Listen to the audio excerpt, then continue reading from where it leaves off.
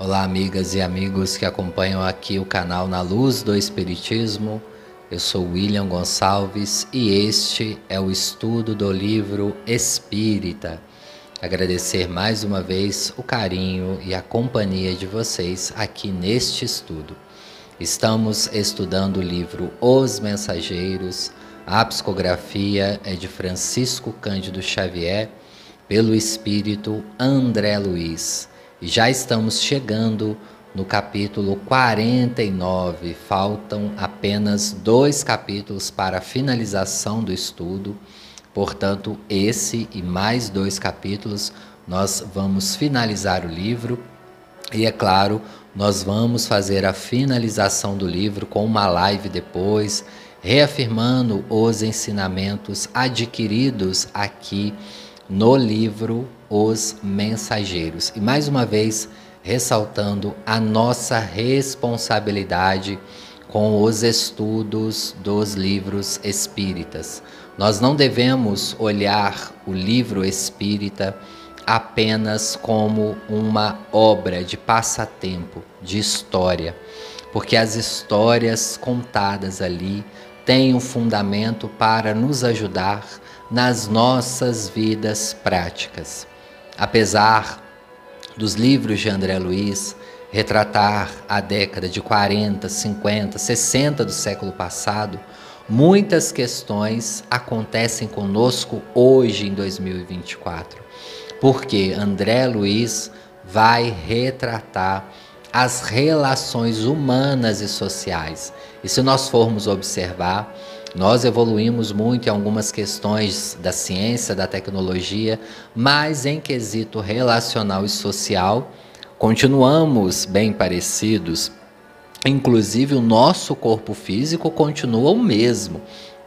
André Luiz, nos seus livros, a partir de agora, a partir do livro Os Mensageiros, dos últimos capítulos e os próximos livros, vai retratar bastante o trabalho com os encarnados. Então nós vamos ter aí nos livros os 2 mundos, o plano espiritual e os encarnados. No nosso lar, nós vimos uma obra que retratou quase 98% do plano espiritual. Apenas nos últimos 2 capítulos que nós vamos observar André Luiz em ação na crosta do planeta. Já nos livros Os Mensageiros, nós podemos observar que quase 30% do livro já tem o contato com o plano físico, ou seja, com os 2 lados da vida. E é claro, nos próximos livros estudados, nós vamos observar esse contato com os encarnados muito próximos.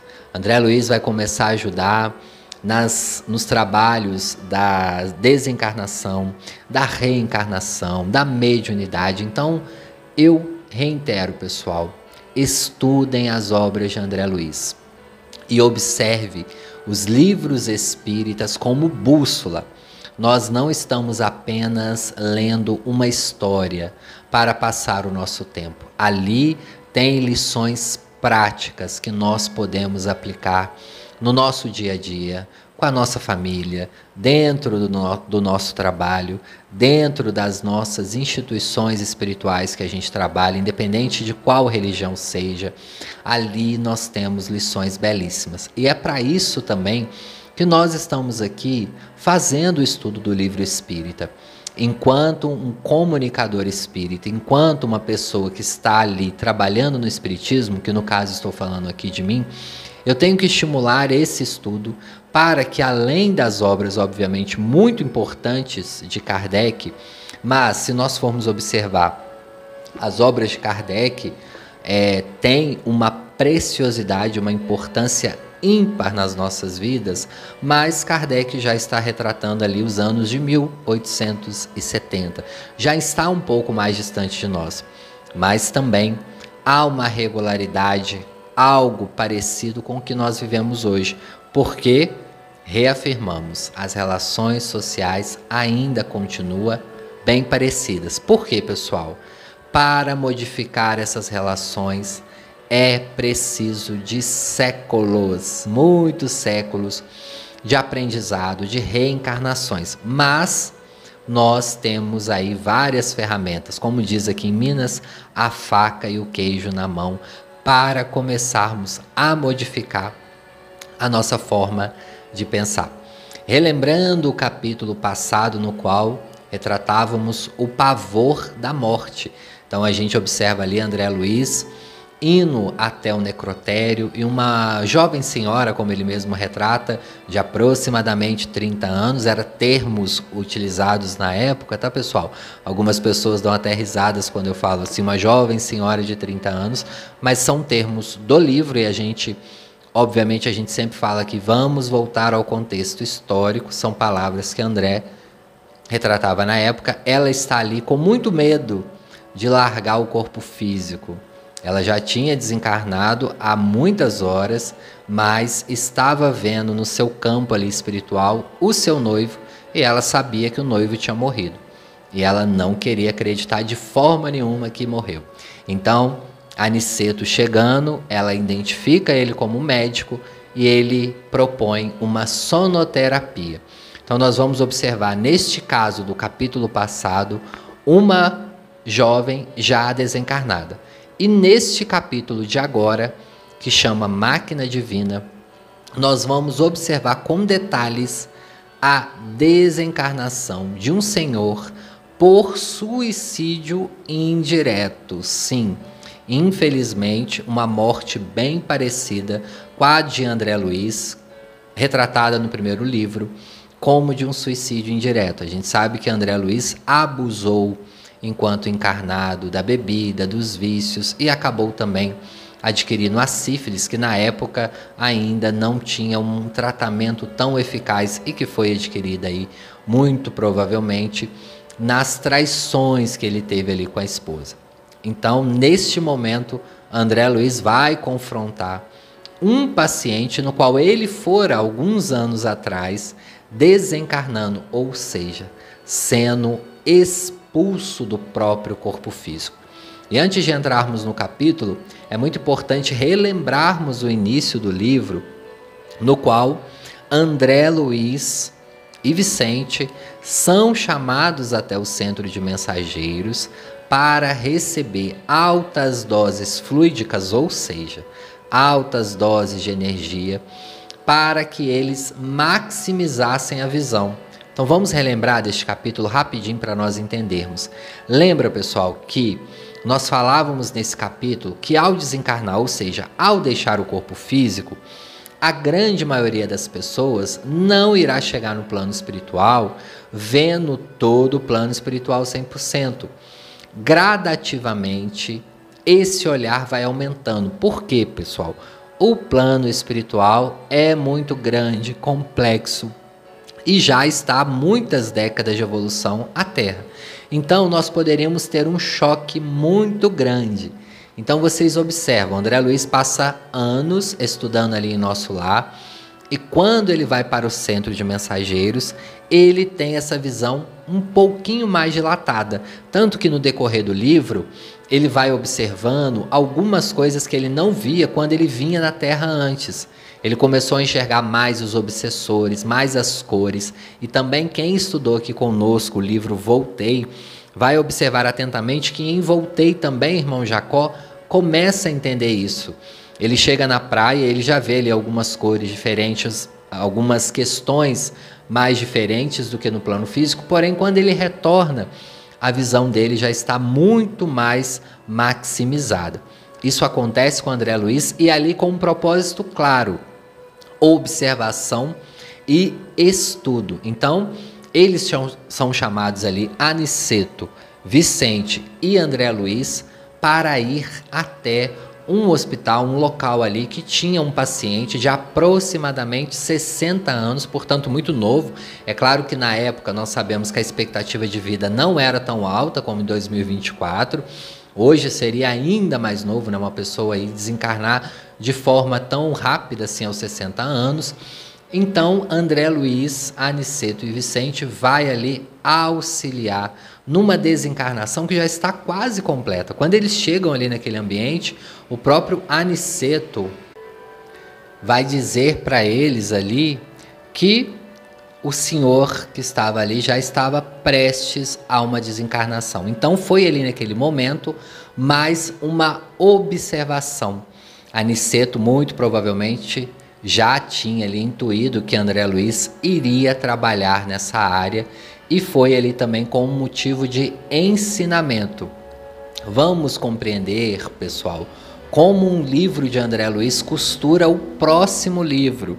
O próximo livro de André Luiz, que inclusive, né, nós vamos estudar aqui no canal, se Deus quiser, assim que nós terminarmos esse, ele vai trazer muitas essas questões também da desencarnação, né, os missionários da luz, muitos contatos aí com o corpo físico também. Então, nós vamos entender um pouquinho nesse capítulo aí sobre a máquina divina, que é o corpo físico, que ao mesmo tempo é uma máquina tão delicada, mas tão forte. É a nossa casa temporária no planeta que nós estamos. Lembrando que essa máquina é constituída de maneira própria para o nosso planeta e que cada planeta vai ter essa máquina de acordo com a necessidade dos encarnados do planeta. Em planetas mais evoluídos, ela pode ter algumas modificações. Alguns pode ter menos ou mais órgãos, enfim, a complexidade dos outros mundos habitados. Por isso que a gente fala também, uma evolução no corpo físico, ela é muito demorada, mas ela acontece. Se nós formos avaliar ao longo dos séculos as pequenas e grandes transformações que nós tivemos no nosso corpo físico. Aniceto, então, Vicente e André chegam lá e eles vão dizer que era um cavalheiro de aproximadamente 60 anos, que há muitos dias já se encontrava em coma. Explicou o facultativo, mas temos uma necessidade de mais forte auxílio magnético para facilitar o desprendimento. Então ele já estava ali quase sendo expulso da máquina física, do corpo físico, porém ainda necessitava de uma ajuda, de um auxílio. E o que nos chama a atenção já de cara no início do capítulo é que Aniceto recomendou observássemos o paciente com atenção. Concentrando todas as minhas possibilidades, fixei o enfermo prestes a desencarnar. Notei com minúcias que a alma se retirava lentamente através de pontos orgânicos insulados. Assombrado, verifiquei que bem no centro do crânio havia um foco de luz mortiça. Candelabro aceso às ondulações brandas ao vento. Enchia toda a região encefálica, despertando-me profunda admiração. Aniceto viu que o André observava essa luz e falou assim: é a mente, André, para cuja definição essencial não temos por agora conceituação humana. Olha que interessante. Naquela época, Aniceto não conseguia explicar ainda a conceituação da mente para os encarnados. E eu arrisco a dizer que nós ainda não temos a conceituação da mente 100% no plano físico. Nós já compreendemos muito mais coisas que no passado, obviamente, sobre a mente. Hoje a ciência já avançou, inclusive mais para frente aqui no capítulo mesmo, eu vou trazer algumas conceituações, mas só para contextualizar aqui com a leitura, André fica estranho diante desse fato e Aniceto diz: Aniceto colocou a mão na testa dele, transmitindo como se fosse uma energia, ou seja, um influxo magnético, e acentuou: repare, André, a máquina divina do homem, o tabernáculo sagrado que o Senhor permitiu que se formasse na terra para a sublime habitação temporária do Espírito. Temporária, hein, pessoal? Agora, André, não está você diante de uma demonstração anatômica da ciência terrestre, examinando carne morta e músculos enrijecidos. Observe agora o olho mortal não poderá contemplar o que se encontra à sua vista nesse instante.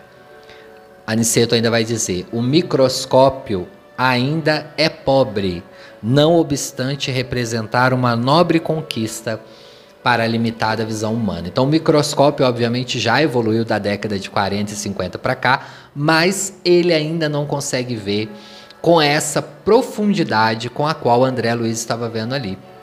André Luiz estava observando ali tanto o corpo físico como também o perispírito, num tamanho muito maior do que era de fato. O homem, ele vai ter entre 1,65 m a 1,80 m, não mais que isso. Era como se ele se agigantasse 3, 4 vezes mais e ficasse ali em alta definição. Hoje em dia nós temos a definição HD, talvez uma definição até maior do que essa.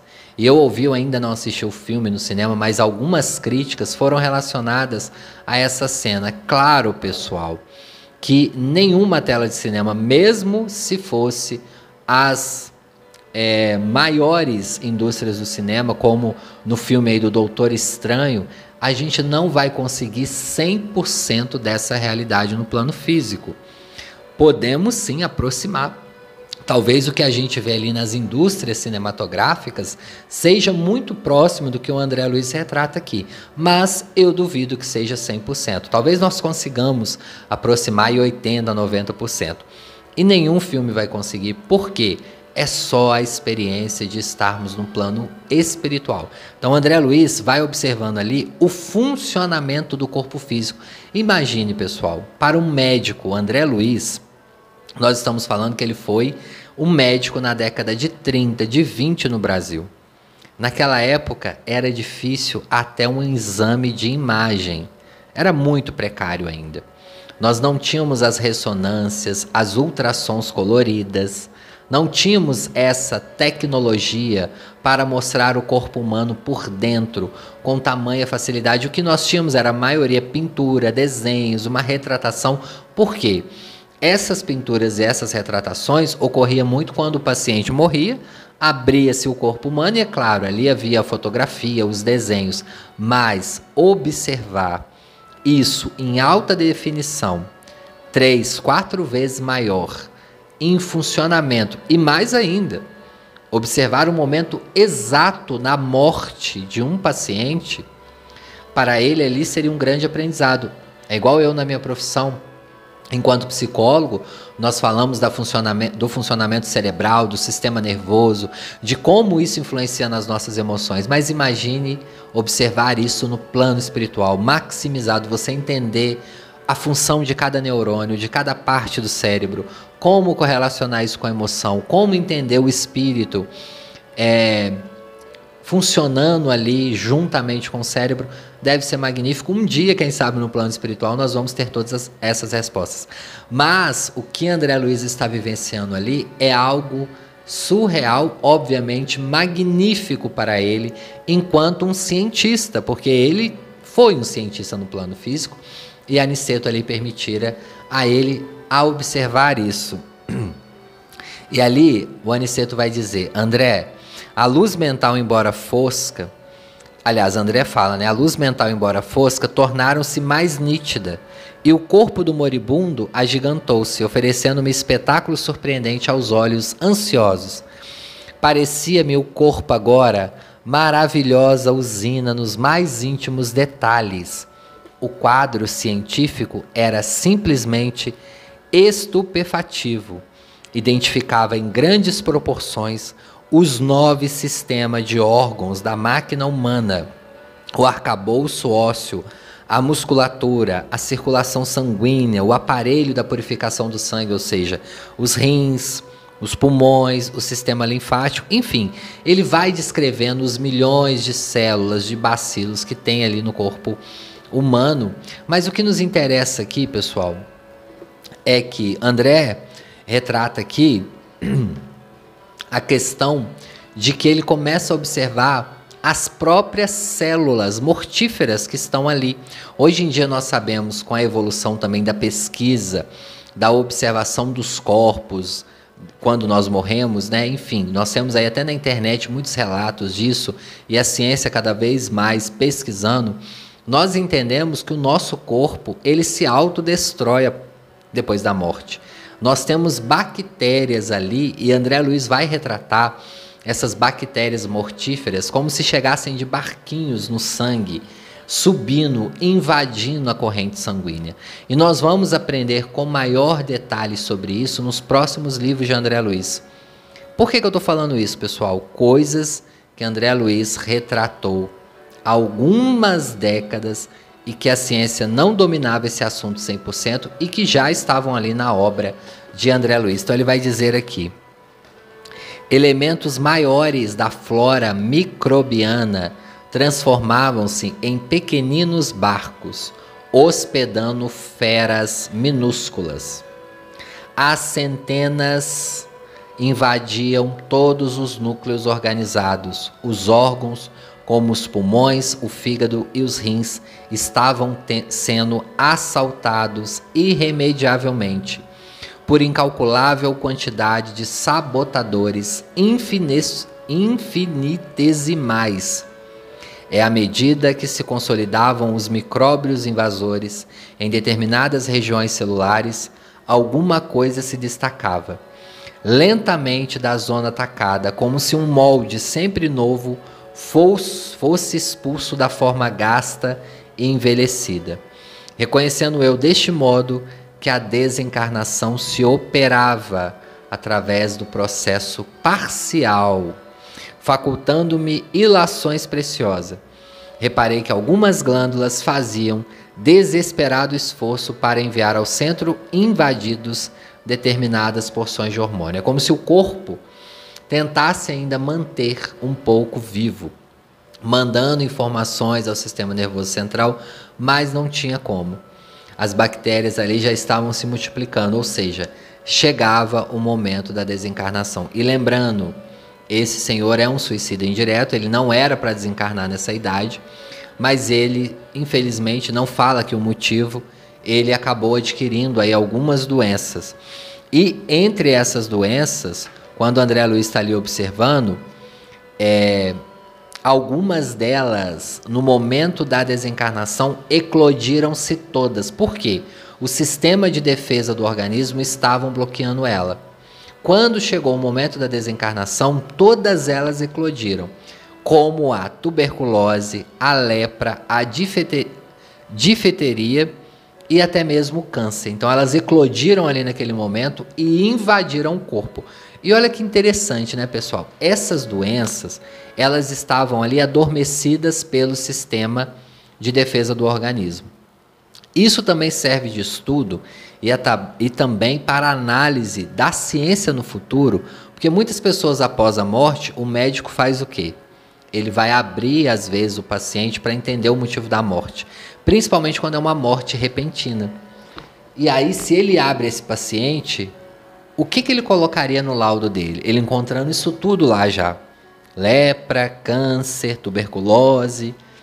Ficaria um pouco confuso. Ele poderia colocar uma infecção generalizada. Porque, às vezes, se a ciência no futuro identificar isso, nós vamos ter uma modificação na causa da morte de muitas pessoas. Isso aí é para o futuro, né? Para as observações. Para finalizar o capítulo, já que nós estamos chegando aí a 23 minutos, é importante nós falarmos aqui sobre a mente humana. E vamos contextualizar. Aniceto vai dizer que a mente humana é o que controla todo o corpo humano. Ah, William, mas isso eu já sei. Claro, você sabe, porque você está em 2024. Dizer isso na década de 40 do século passado, aonde a mente, o psiquismo era totalmente ainda desvalidado, olhava-se a ciência como ressabiado para essas questões, é muito complexo. E André Luiz vai ali através de Aniceto e psicografa isso. A mente é a centralização. Então a mente ali do nosso irmão ainda estava funcionando, ou seja, o nosso estado emocional tem relação direto com a nossa imunidade e com a proteção do nosso corpo. A ciência só vai comprovar isso depois da década de 60 mais abertamente, mas, todavia, só vai ser mais dito, digamos assim, no meio científico e também na mídia depois da década de 80. Nós entendemos hoje como que o estresse, a tristeza, a raiva podem sistematicamente atrapalhar o nosso sistema de imunidade, ou seja, o que protege o nosso organismo e facilitar a eclosão de algumas doenças que podem chegar e de outras que estão adormecidas. Quanto agora os estudos aprofundados das doenças autoimunes, das relações, a psicossomática, nunca se falou tanto em psicossomática, doenças que não se acham causa orgânica, mas vai observar o sistema psíquico, emocional desse paciente e está todo bagunçado. Como a depressão, a ansiedade pode trazer sintomas físicos ao paciente. Às vezes o paciente chega lá com o que no hospital? Com todos os sintomas de infarto e chega, não é o infarto, o coração está funcionando perfeitamente bem, mas sim ansiedade. Então, nós vamos observando como o nosso sistema emocional está interligado e provocando muitas questões, muitas oscilações em todo o nosso corpo físico. E Aniceto vai dizer isso daqui muito antes, pessoal, de ser dito abertamente como é hoje. Reitero o contexto histórico. Nós estamos falando de um livro da década de 40, questões que hoje para nós é muito fácil, porque a gente ouve falar isso em palestras de psicologia, de psiquiatria, de neurologia, ciência quântica, de espiritismo. Então todo mundo já gravou isso. O seu estado emocional vai definir o seu estado de saúde físico, porque o corpo físico ele tem relação direto com os nossos pensamentos, com o nosso estado de humor, enfim. Por isso, a importância do cuidado geral com todo o nosso corpo. Aniceto vai dizer: na sede mental e consequentemente no cérebro, temos todos os registros de distribuição dos princípios vitais aos núcleos celulares, inclusive a água e o açúcar. Os centros metabólicos são grandes oficinas de trabalho incessante. A mente humana, ainda que indefinível pela conceituação científica limitada na Terra, é o centro de toda a manifestação vital do planeta. Olha o que Aniceto vai dizer aqui. Cada órgão, cada glândula, meu amigo, integra o quadro de serviço desta máquina sublime, construída no molde sutil do corpo espiritual. Uma informação também importante aqui: o cérebro é constituído pelo molde divino do perispírito preexistente, ou seja, já existe no perispírito. E por isso mesmo chegará um tempo em que a ciência reconhecerá que qualquer abuso do homem como ofensa causada a si mesmo, a usina humana é repositório de forças elétricas de alto teor construtivo ou destrutivo. Cada célula é minúsculo motor trabalhando no impulso mental. Repito, cada célula tem um impulso motor trabalhando através da condução mental. Lembra daquelas frases que a gente acha que é tudo autoajuda, né? Você pode modificar a sua vida com pensamentos e tal. Aqui a gente está vendo através de Aniceto André Luiz que tem muita verdade nisso. E hoje nós identificamos muito mais verdade nisso.